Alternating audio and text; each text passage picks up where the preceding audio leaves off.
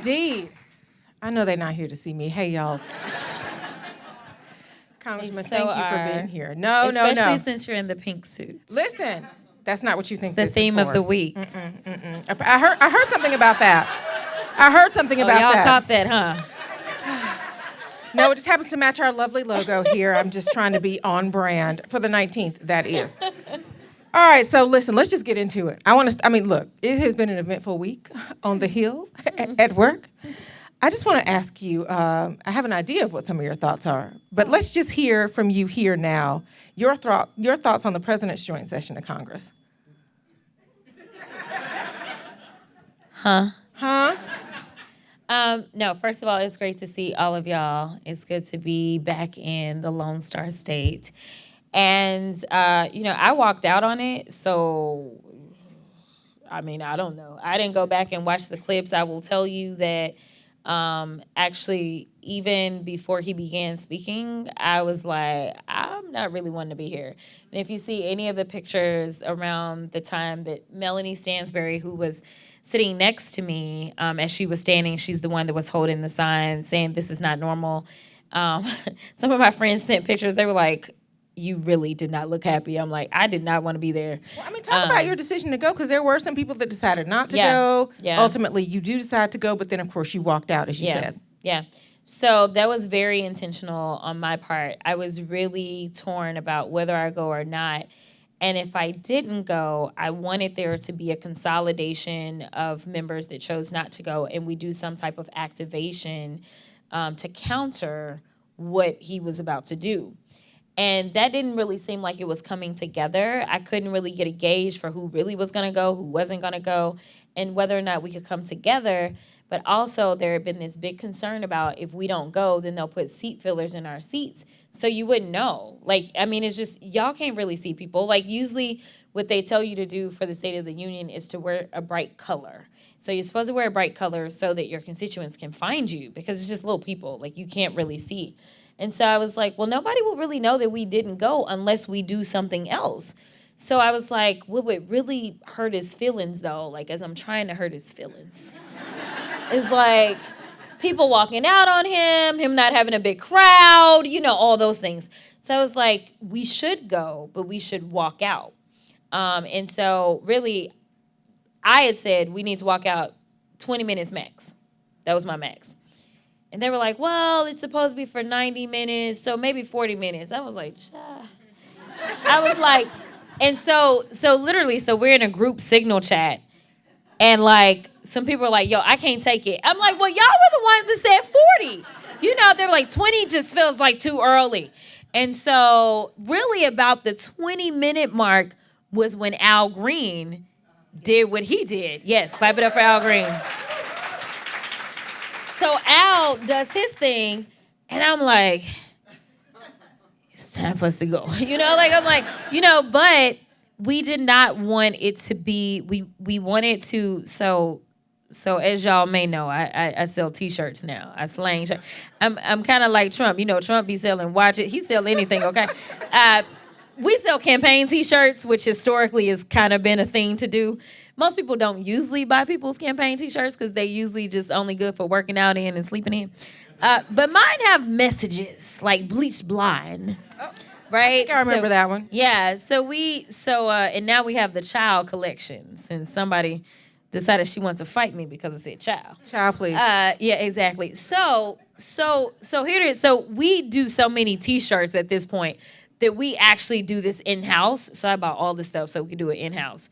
So I was like, yo, what messages y'all want on y'all shirts? I was like, we gonna wear black shirts, we gonna wear them under our suits, and we're gonna turn around and we gonna let him see them. And so the only one that they got a picture of was Maxwell. So but mine was, I wanted it to be really individual to everyone. So mine was, I had a picture of Shirley Chisholm, and my phrase was unbought and unbossed, which is completely fitting, but also paying homage to a true trailblazer that made a way for me to actually end up in the Congress. So the plan was we would stand up, we would pause for a second so that they would know something different is happening, and then we would take off our jackets and turn around and pause for a second so that they could see what we had on the back of our shirts, and then we would walk out. It would not violate any rules. And I wanted to be clear that I did not want to violate rules. I know that we're living in a time of lawlessness. I get it, right? But I understand that we are in a real war. And so I've got to be able to get through each battle. And Al Green doing what he did worked out. But if it was me, they would have put me in handcuffs. And it's not lawful. Let me be clear. You can't. You can't do that to members of Congress. You can't arrest us as we're on the floor. We've got this speech and debate clause that protects us. You can't arrest us leaving or going to the chamber. So there's rules. But I know that they don't care about the rules, right? And so Al Green is an older, the speaker, if you go back and look, was kind of snickering and laughing, okay? So Al Green is an older black man that they're not threatened about. But they are threatened about me. And they would have wanted the image of me being arrested, even though it was unlawful, and then ultimately, basically, me getting out whenever I got out. So I have to be very mindful of the threat that they believe I present and be able to resist, but also understanding how to do it within the confines of the rules. And so our protest, there was anything that violated the rules about it, right? But it was clear that it was protest, but it would only work, in my opinion, if there was a collective of us. And so trying to get us to do it. So we did do it a little bit earlier than we planned to, because we was like, we tired. It's time to do it. We got to go. Yeah, it's so interesting to hear you talk about just how much strategy is going into how you're thinking about responding, because I know there's so many people that are always asking, what are Democrats doing? Are they responding? How are they thinking about this? You are thinking about this. And I think people see you as somebody who's thinking about this, but also they see you as somebody who seems to be out there by yourself a lot. So even hearing you talk about trying to be in coalition with folks, trying to find other people to join in whatever activation you were going to do, I think that may sound different from some people from what they've even been seeing you doing over the past month and a half that we've been here. So I want to ask you about how you were thinking about responding to what is happening in this country. It seems vastly different from some of your colleagues on the other side of this election, and just how you see your role in representing your party and pushing back against the administration. Yeah. So what I'll say is that everybody kind of looks at this differently. It's just what it is when you're a Democrat. We all over the place. Big tent, right? Big tent. And one of the things that I've been saying here lately is that there's so many people that fail to understand how amazing Kamala Harris is and was. And I know you're like, where are you going with this? I'm gonna tell y'all. Feel free to announce that she's running for governor right now. I don't know where you're going. I'm gonna tell you that. I'm gonna tell y'all a little bit of something that's not been said before. But as many of you may know, I was a national co-chair for the campaign. But my announcement came about 3 weeks after I was actually appointed, and a lot of people thought, oh, they saw her do so good on the stage at DNC, they decided to make her a co-chair. That's not what happened. I was a co-chair beforehand, but they were not allowed to release it because there were people that felt like it was a mistake. All right. So there were people that challenged the decision, but I can tell you that Harris stands strong in everything that she does at all times. And she was very intentional about choosing me. And she is probably the only modern day leader that I've seen that understands the value of somebody who is not necessarily presenting in the exact same way as the leader themselves, right?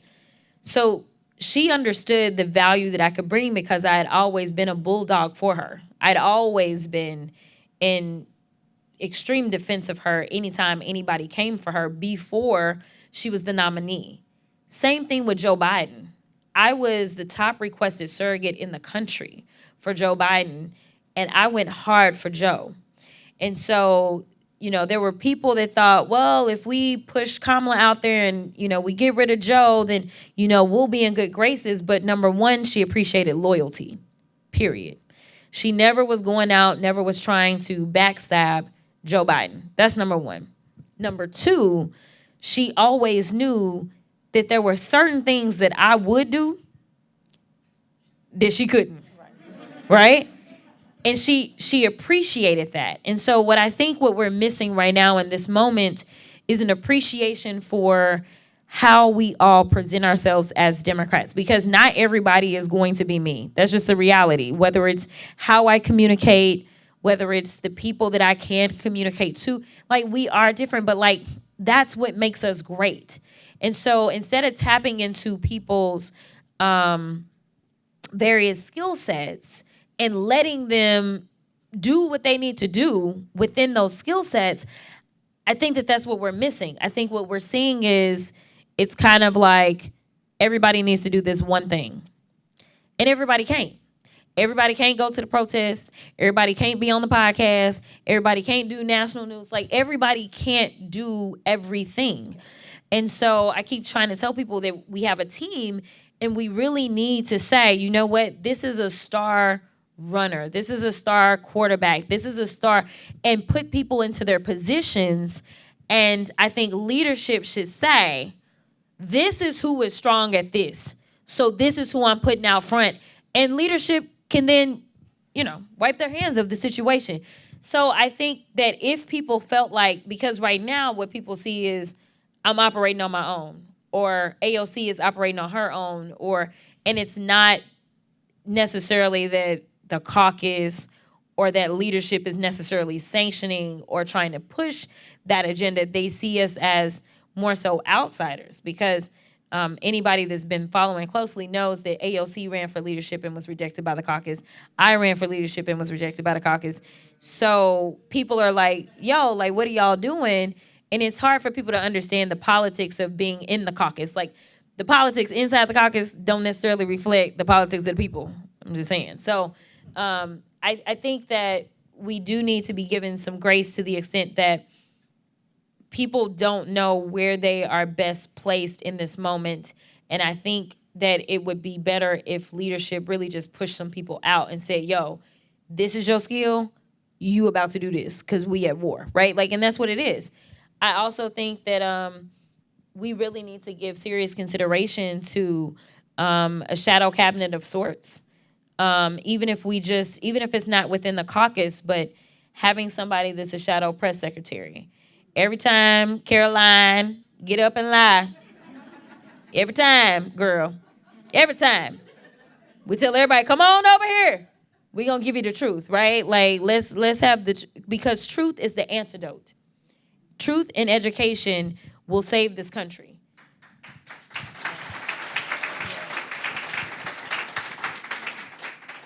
Yeah, I mean, I hear what you're saying about having folks play the role that they're supposed to play on a team, or putting people forward, to play certain roles on the team, but also the team supporting people when they are in those roles, and when those roles make people a target. As you have been, as Representative Al Green was censured for calling out the president when he attempted to raise concerns about cuts to Medicaid, right? What do you say? I guess both. I think what we've seen in terms of the Republicans' response to his protest maybe was something that could have been anticipated. But what about your Democratic colleagues who voted in favor of censuring him? She's trying to make me have problems at work. You came out here spicy. Like I don't already have problems at work. So I'm about to give y'all a political answer. Here's the thing. I don't want people to try to tell me how I need to represent for my district, even though I'm usually not given that grace. And so I won't tell other people how to represent for their districts. I personally would have liked for people not to do it. Because here's the deal. We are in a different time. So trying to pretend that we flying high and we in hell right now, okay? Seriously. So So this idea of, oh, like that's not what it is. So might as well go low. We already in I'm hell? just saying. Okay. Right? Because, like, we know that Marjorie, even on that day, never got in trouble, but the rules say that no one can wear a hat. No man, no woman, no hat of no kind. Right? So literally, she sat there the entire time, and no one said anything to her about being out of decorum.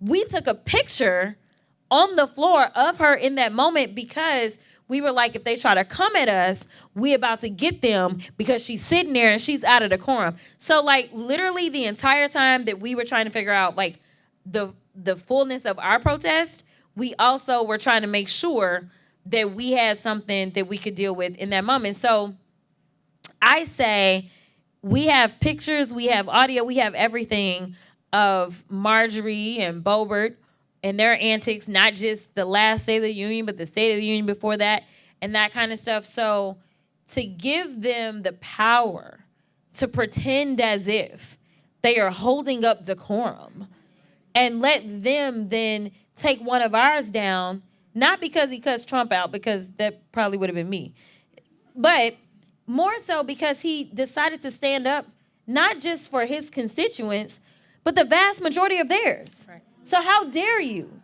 How dare you after he was telling the truth? Trump got up saying, I got a mandate. And Al said, you didn't have a mandate to take people's health care. That is not what he ran on. Please show me the clips of him saying, I'm going to take your Medicaid. Mm-hmm. They aren't existent, okay? So you ran and you lied, and I knew you were a liar, and everybody else who had some good sense knew you were lying. You said you knew nothing about Project 2025. This is all out of Project 2025. So people were saying, Democrats lying because he say he don't know nothing about Project. I don't know why they believe he's a good messenger. A truthful messenger. He a liar, liar, liar. So, I mean, listen. I personally think that if people felt like they could not go back to their districts with this vote, that they should have walked the vote. Members miss votes all the time. Walk the vote. That's what I feel. But I don't know their districts, so I'm not going to tell them how to govern. But, I mean, this isn't a policy issue. And so I think it would have been helpful if we had maybe some messaging guidance that would have said, listen, we don't feel like this was anything of value, and this is only still perpetuating this idea of punish Democrats and Republicans get away with whatever lawlessness they want to.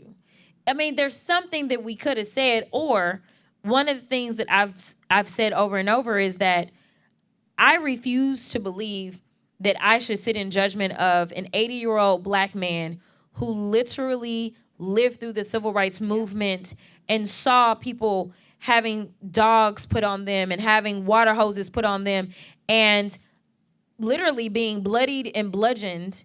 And then I'm going to sit there and tell him what is okay for him. Because there was a time when he could not have a seat in Congress. And so I don't think that it's okay for me, even as a black person who's younger, to sit in judgment of him and what it looks like to protest. And if you looked at the list of people, they was a little lighter. I did notice that. I mean, and now we're seeing this effort to punish some of your colleagues who did side with Congressman Green and oppose his censure. Representative Andy Ogles of Tennessee calling for folks to be stripped of their committee assignments. I mean, for people who don't understand what is happening now, why should voters care, and can Republicans do this? Short answer, no. Your answer. So Andy Ogles, again, these people they crazy. They really are. This is not me being partisan. I'm gonna give you my receipts for it, okay? Andy Ogles was under federal investigation. Sir, you got criminal allegations against you, and you mad because basically, first of all, they have watered down what a censor is supposed to do at this point. But we've gotten into the habit of, if they censor one of us, then we go and stand with them in the well. And so basically, it's a very archaic thing. It's like, you were bad. And then, people supposed to be, you were bad boy, right? That's what it's supposed to be. But we stand with them. Well, Al walks down into the well and starts to sing "We Shall Overcome." So then, a number of members joined in and singing the song if they knew it. And so, so now they like, everybody that was singing, you getting off your committees. And I'm like, get out of here. But this is coming from a guy who, by luck, has a corrupt Department of Justice that's like, oh, he's one of ours. We're not going to go through with this investigation for him, stealing his money or whatever it was. I think he was the one that set up the GoFundMe. Y'all may have to Google and find out. But I think he's the one that set up the GoFundMe. Ogles is Tennessee. Mm-hmm. I think he the one. Set up this GoFundMe for like a child who was killed or something like that, a child that died. It's always tragic when a child dies. So it was tragic child death, and there was no headstone for the child's grave. So he sets up this GoFundMe to raise money for the headstone. Do y'all think he turned the money over? He didn't do right. Supposedly he kept I think $250,000 or something. I think this is the story. Y'all go Google. So I'm saying I don't know. But I'm pretty sure because I remember it from some time back and I haven't re-upped. And he also has an ethics thing pending as well right now in the House. So I'm like, you the one, sir? You so mad about We Shall Overcome that we gonna get kicked off our committees, and you may have allegedly stole money on the back of a dead child? These people crazy. Yeah. If we could just stick with sticking with the joint session. So, for folks who remained around after the president finally got off stage close to midnight, right? Congresswoman Slotkin responds to President Trump. I'm wondering if you think that was the message that Democrats want at this moment. Is that a winning message, what she talked about? Okay, that's okay. You were one of the people that needed to go to bed. I get it. No, I didn't watch her. Let's see. I went down and talked to influencers when we walked out, and actually I was really tired. I don't even know what time I got in. But I think I left after him, but I didn't see Slotkin. I didn't turn on the TV. She obviously was in the house with me, so I know her enough to know that. She voted for some of his nominees. So I'm sure it was going to be a message of kumbaya. I don't know how you do that with these people, but that's my guess of what her message was going to be. So I just didn't do it. Yeah. Yeah. But do you feel, look, there's always another election. We're moving into another election season. Democrats are looking to regain power in Congress, looking ahead to 2028. Is that going to be a winning message for Democrats? Yeah, tell us what the message was. Was it kumbaya? Yes. It was much of what you just described. I could have, yep. And focusing on things that were... Oh, it wasn't? It wasn't. Well, okay. It was. Let's focus on the issues Americans really care about. Okay. I think that's good. Let's. Wasn't true. Okay. So she called him out for being a liar. Okay. Well, that's good. So we should start there. Yes. Okay. All of the gentle language is out the window. We just need to call things out for what they are and not try to pretend as if any of this is normal, right? I think that the winning message overall, though, is going to be, number one, not just talking about how bad they are, but connecting the dots to the pain, right? Because they love to flip things around. The economy going down, it's Joe Biden's fault. Sorry, Joe chilling somewhere eating ice cream, bro. This ain't Joe's fault. I can point to decisions that you've made, whether it's tariffs or whether it's firing so many government workers, the things that you have done. So number one, we got to connect the dots so that people understand that their pain is being inflicted by Putin's little friend. That's number one. Number two, I think that we have to have the gloves off. Now, we are not really engaged in lawlessness, and I'm not advocating for it, but But I'm not finna be nice to you. This isn't like, oh, you know. It was not a gloves off speech, I will tell you that. Well, I can imagine because I know her. So we need to be gloves off, right? Like we need to say things like, and we need to use all the tools that we have.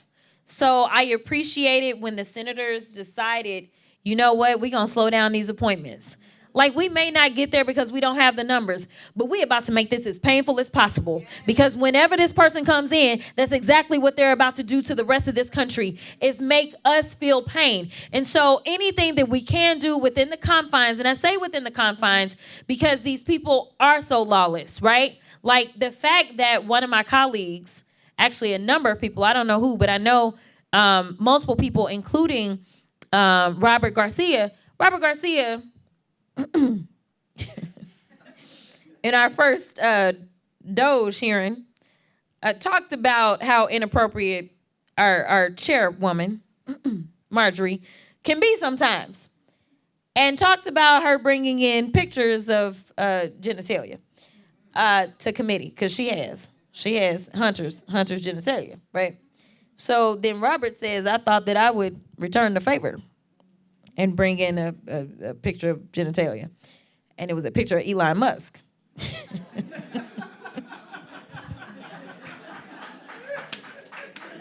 Oof. It was hilarious, and y'all reading between the lines on what the genitalia is called. But anyway, so then it's like this moment, and so then later on in the day, he's doing an interview with CNN, and he, says, yeah, he's that. And so he was like, I called him what he is, and he said it with his chest. And he said, listen, it's time for Democrats to stop coming into a bar fight with, I don't know, a butter knife or something. I don't know what he said.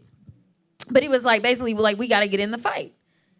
So the new assistant U.S. attorney for D.C., the January 6th attorney guy, because anyway. So he decides to send a letter to Robert Garcia about his threats to Elon Musk. And was like, I need you to explain these threats. Threats! I was going to say, I missed the threat part of it. We did too. Story. Okay. But this is the point. They are so corrupt that they are willing to try to incarcerate a sitting member of Congress for his speech. Like, this is where we are in this country, and this is why it is very difficult for me to sit there and pretend that just because he is in the office, that there is anything normal or anything to respect about him. He is not respecting our Constitution. He is not respecting the people of this country. So why am I... Listen. Respect has to be given. And earned. There you go. It ain't there. He's disrespecting everything. He think with his little pen, he can just undo everything. And so, and them doing this kind of stuff. So that is why I'm being very thoughtful and really trying to make sure that, no, I'm pushing back and I'm going to say whatever I want to say, but I know how far I can go to where I don't give you any leverage whatsoever. Yeah. Strategic, and what may look like not following the rules is just you not going along with this as if it's business as usual. Yeah.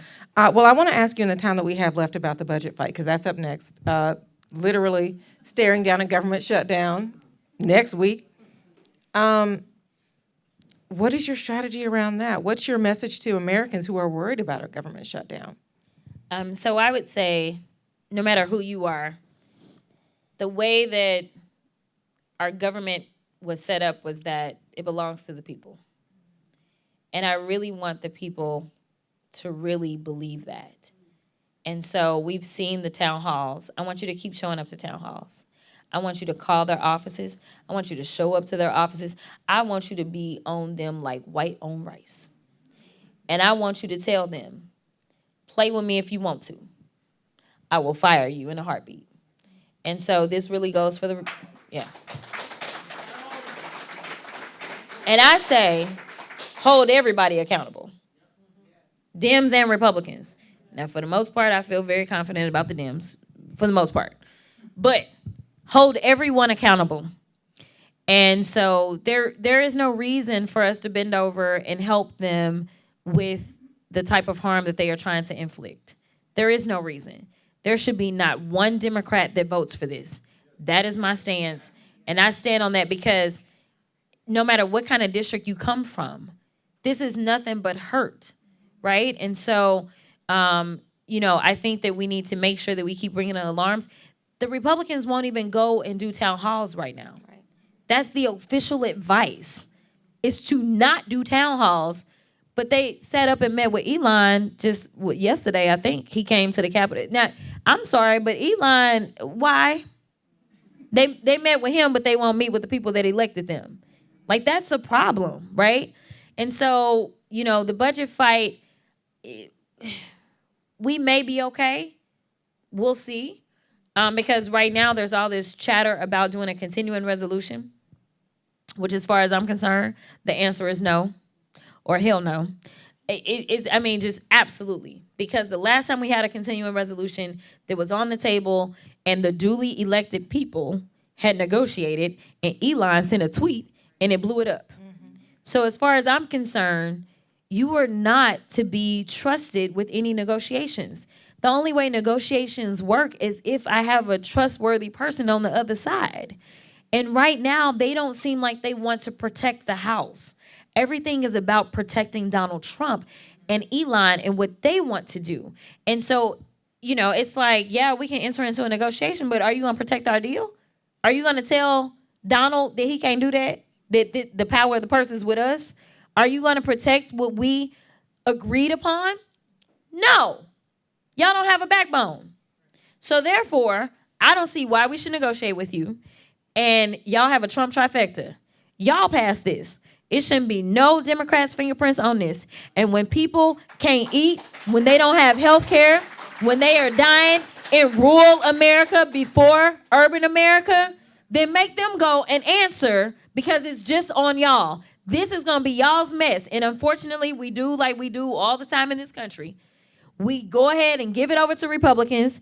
They go ahead and jack everything up. And then they want a Democrat to come in and perform a miracle. And I'm going to be perfectly honest with you. When we ended up with Joe Biden and Kamala Harris, listen, if there's been a miracle on this earth, it was what they did. And I know people are like, oh, but everything's so high. And listen, there was no fighting that, right? But one of the things that I have said, I'm like, man, I wish I could make it a requirement that every American have to leave this country. Just once. Just once. Because it wasn't to say that people's pain wasn't real, but honestly, you need to contextualize it. You needed to understand that the pandemic was global and that everybody was experiencing pain. And frankly, we saw this great shift. Every daggone modern day democracy did the same thing. They kicked out the people that really came in and recovered us. And now we're understanding how bad it can be. Because it ain't even been 2 months. It ain't even been 2 months that he's been in. And he's killing everything. And so it's like when I went on The View, I said something. I said, I know some of y'all missing Sleepy Joe. Because at least you can sleep at night. Now you're up worried and concerned, don't know what's coming next. I mean, it's terrible. But I'm like, how did we forget that this is the guy that oversaw 1 million lives lost that did not have to be lost? This is the guy that from the Oval was saying things like inject yourself with bleach. This is the guy that said that COVID was a hoax, as we didn't know whether or not he was going to live or die when he got it. Right? But we forgot all about that. All that anybody remembered was a $1,200 check. And the thing is, they got more than one $1,200 check.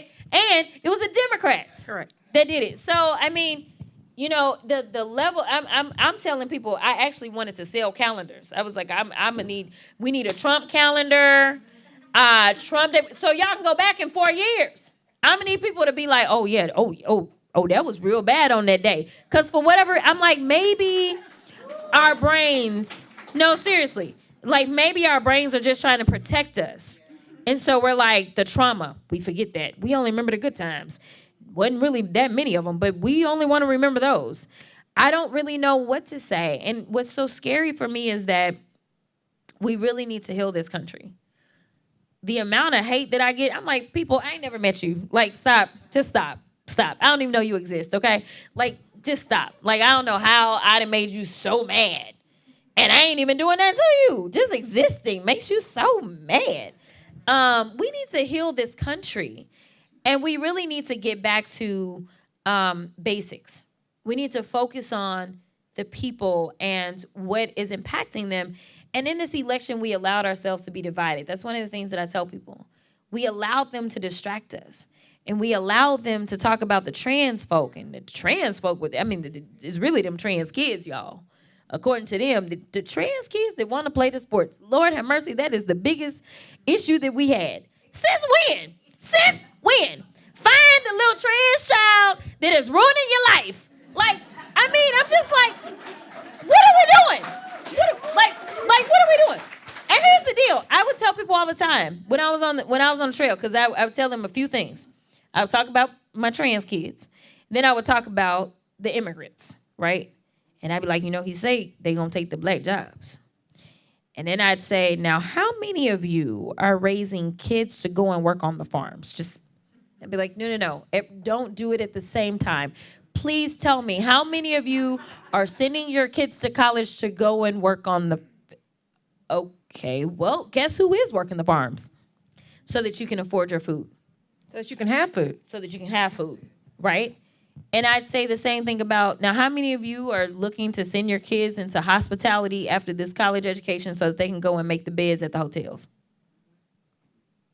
How many of you are planning to send your kids to college? Because that's what we do here. We send everybody to college. How many of you are planning to send your kids to college so that they can then go and build these houses? So the reality is that so long as we live in a capitalist society, there's always going to be someone or a group of people that will do work that some of the rest of y'all don't want to do. It's just the reality. And the beauty of the people that are coming here is that they don't have these opportunities at economic wealth at all. And one of the most beautiful stories, I'm not going to reveal his name, but it exists down in South Texas. This man got so much money, it's ridiculous. I don't know how much money he got. He got a lot of money. But he came over here as a child and worked the farms with his father.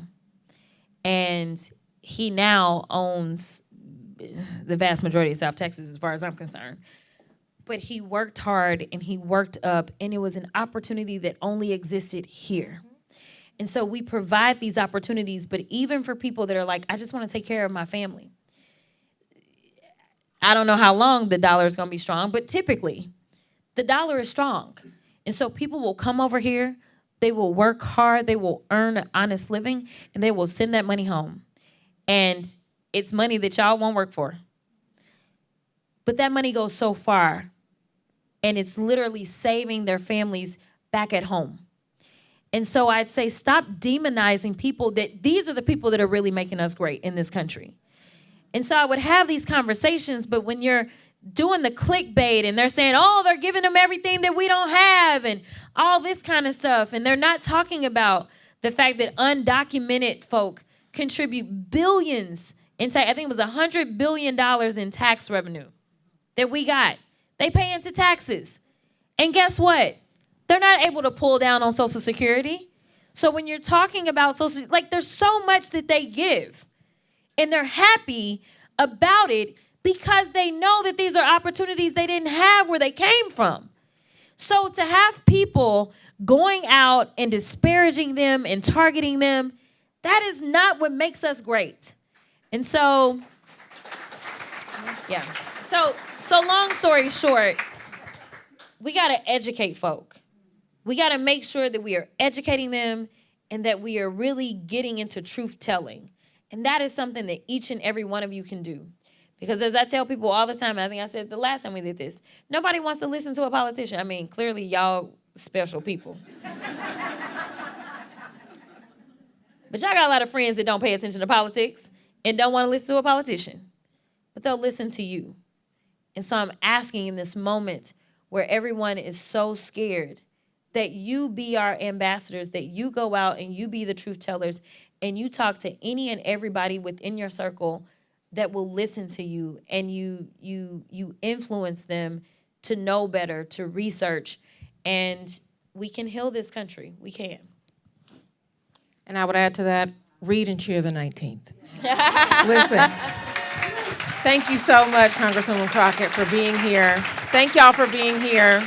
Enjoy the rest of the festival. What a great kickoff.